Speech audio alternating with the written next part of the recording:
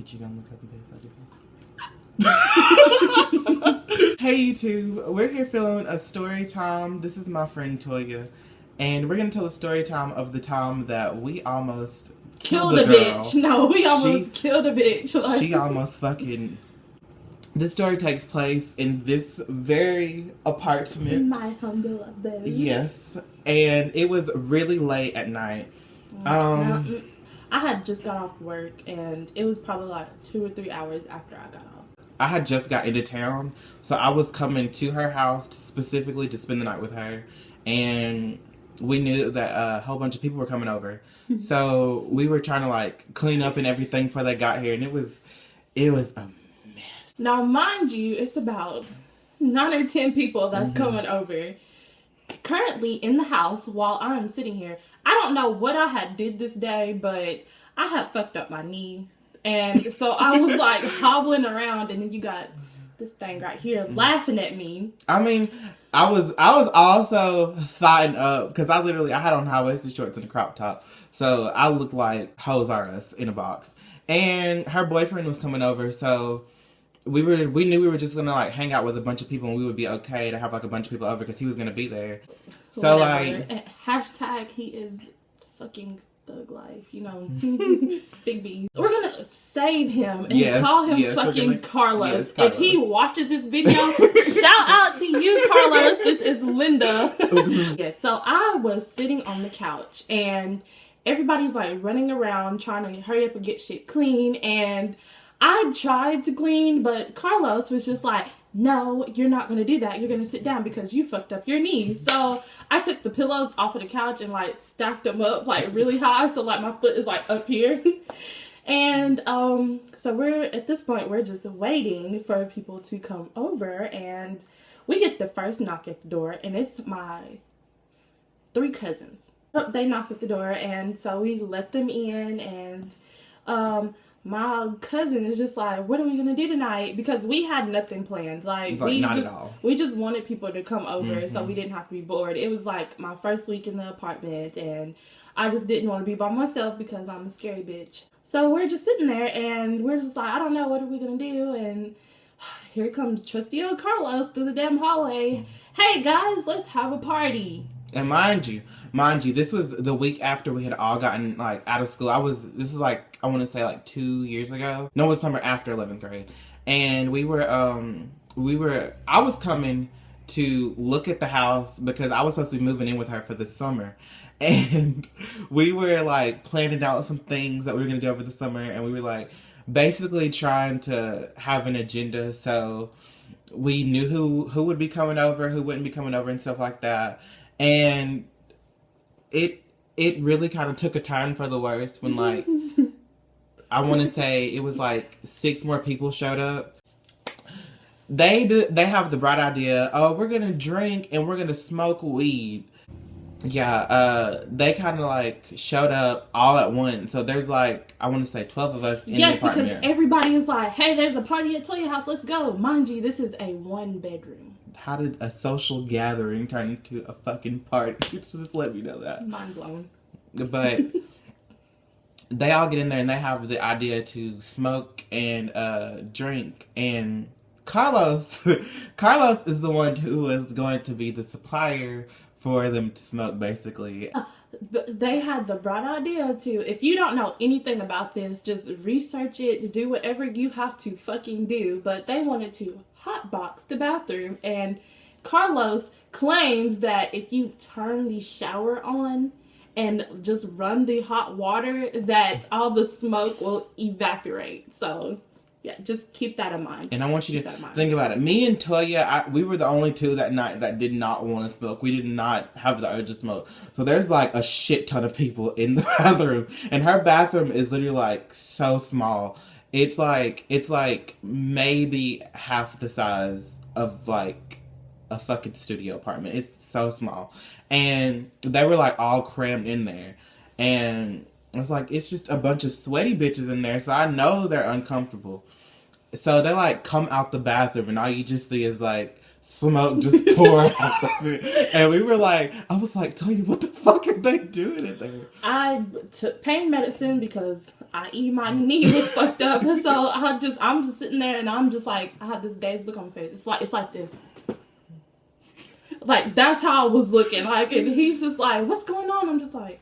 We were all sitting there for about a good little hour. And it was like, at this point, it was like 12 o'clock.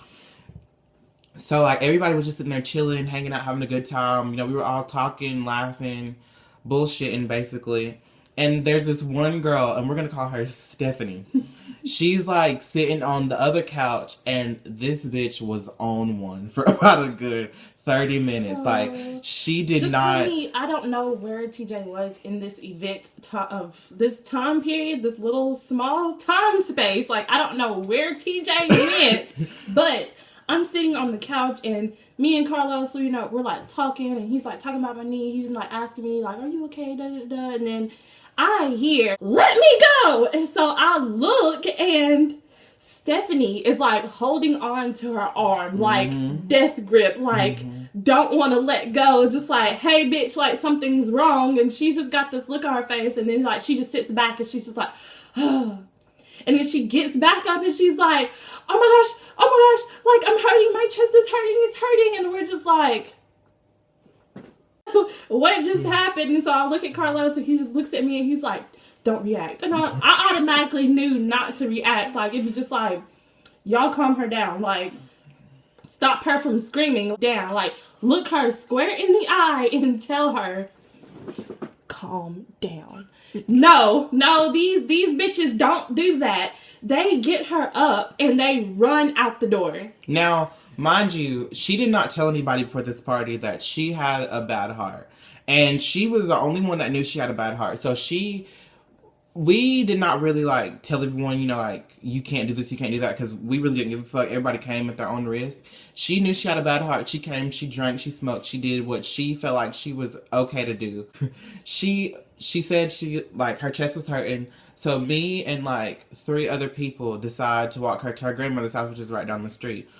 We all went barefoot, literally pitch black dark. They did. And we walked her to the front door. Now, as soon as we made sure that she knocked on the door, me and the other girl that was beside me, because there were like 2 people down the road that just made sure we made it to the apartment, we all took off. And we see her grandmother come out of the back door. And this bitch here, this is where it gets interesting. She literally cut the fuck up. She was like so scary. So we all go down the street just running. And they come back in the house and they're screaming. They're like, Toya, she's gonna call the police. Da, da, da, da. I'm just like, oh my gosh, like, I have to, like, get myself together. So, like, I hop off the couch and I tell everybody, go. Like, you have to leave. Hurry up. Leave. Go now while you still have a chance, because I don't want none of y'all to get in trouble. Just go. I will handle this. So everybody's, like, darting out the door, and my cousins literally, like, dove in the back of her boyfriend's car. When I say dove, I'm talking about the door was not open. It was closed, window down. They in there. So, yeah. So they left. I closed the door, and I tell Carlos and TJ to be quiet, cut off all the lights. So TJ is running around like a chicken with his head cut off, like cutting off all the lights. I had to get my stuff. Not saying a word. He don't say nothing. Like, he's just cutting off lights. And so we're in the pitch dark now.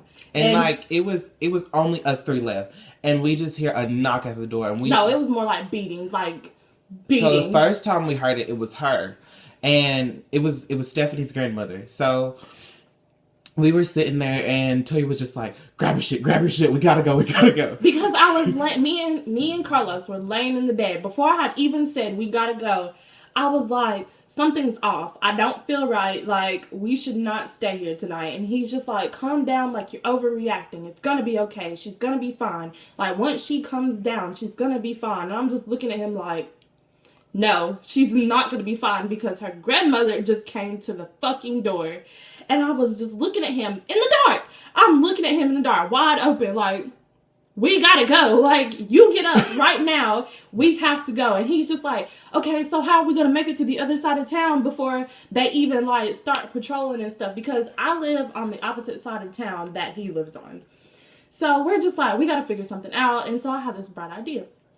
we're gonna call. We called my cousin Michael. Yes, I call him and I'm like, look, Michael, you gotta come through now. Like, meet me at the bottom of my complex. Like, you have to come, like, right now. Like, it is emergency. This is not a game. I'll be there in 2 minutes. So literally, we all just like take off. Carlos with fucking drugs in his pocket, Toya bad knee, and me looking like America's Most Wanted whore, just running down the hill, and we're all going. Mind you, this hill is like a big ass wide and open then it's like field. Steep. It just drops down. It's a wide ass open field. So when we're running, keep in mind that the police are looking for us. And then Toya literally, we were not paying attention to where we were going. So this bitch got her foot caught in a hole. She fell.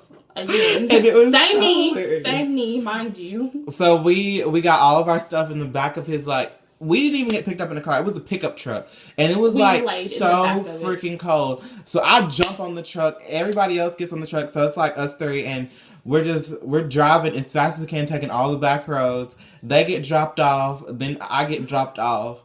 I end up getting sick from being out in the fucking open. And then I was going back home. And I had called her to make sure everything was all right. And Toya calls me and literally says, the police are looking for us. And the only reason why I say this is because my uncle is a cop. And so they're calling me. They're like, hey, your name's in the system. And I'm just like, why? why is my name in the system? Like, literally scratching like this. Like, why is my name in the system? I'm at Carlos' house, okay? And I'm, like, wigging out. Like, I don't know what to do at this point. And I'm just looking at him and I'm, like, bawling my eyes out. And I'm just like, okay, well, this is how we're going to do this. If they come over here and decide that they want to pick you up, I'm going to tell them that it was my fault. It was my fault. It's my apartment. That you have a child, you have to stay out of trouble. So we're just like, he's like, you don't have to do that. Like, if they come looking or whatever, I'm going to tell them the truth. And I'm just like, no, like, don't do that because you're already, like, going through enough. So, yeah, so my uncle calls me and he's like, you need to come talk to me. And I'm just automatically like, I'm not turning him in. And he was like, I didn't say that. And I was like, well, I'm just letting you know right off the bat, I'm not turning him in. So he's like, just come to your grandma's house or whatever and talk to me. So go over there. No, I'm crying or whatever to my mom. I'm just like, I didn't do it. I didn't know. Like, this is all that I'm saying. I'm not saying nothing else. Explain the story to her. And so he just looks at me and he's like, well, you're not the one that bought the drugs. Your boyfriend did. So you're going to have to turn him in. I just look him dead in the eye and I'm just like, I'm not turning him in. And he just keeps hounding me. He's like, what's his name? I'm not telling you. Like, what's his name? We're not telling you. Like, I look at my mom like, you better not tell him. And she was like, okay, like, it's not me, it's you that's going to jail. So I go through this whole day thinking that I'm going to jail. And I go to work and a police car pull up. And I'm just like automatically scared. Like, I run to the back. Like, not really run, just like a little fast pace because I'm still limping at this point. And I go to the back or whatever and it was an off-duty cop, and he was just coming to pick up his prescriptions. And long story short about Stephanie. Stephanie ended up being okay, but nobody talked to the bitch for like a good month because she kind of like scared us shitless. So Carlos still doesn't talk to her. Yeah. From that night, we just learned the lesson of three's company, bitch. Three's company. And that is enough. That is all for this story time about the time we almost killed a bitch. Like, comment, and subscribe, and I'll see you guys later. Bye.